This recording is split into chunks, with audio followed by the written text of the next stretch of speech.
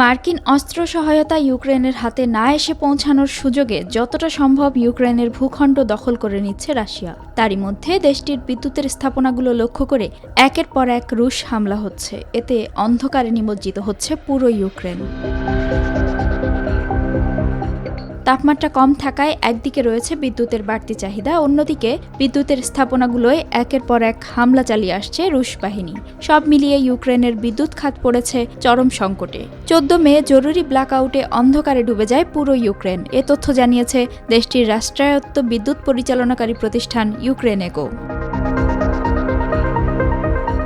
গত কয়েক মাস ধরে ইউক্রেনের বিদ্যুৎ ও জ্বালানি স্থাপনাগুলোর উপর সবচেয়ে ভয়াবহ হামলা চালিয়ে আসছে রাশিয়া। ইউক্রেন এসব হামলার কারণে বিদ্যুতের অভ্যন্তরীণ চাহিদা পূরণ করতে পারছে না। এমনকি চাহিদা পূরণে ইউরোপীয় ইউনিয়নভুক্ত প্রতিবেশী দেশগুলো থেকে বিদ্যুৎ আমদানি করতে বাধ্য হচ্ছে তারা। ইউক্রেনেগো জানায়, 14 মে স্থানীয় সময় রাত 9টা থেকে পরবর্তী 4 ঘণ্টা জরুরি ভিত্তিতে বিদ্যুৎ সরবরাহ বন্ধ রাখা হয়েছিল ইউক্রেনের সব অঞ্চলে।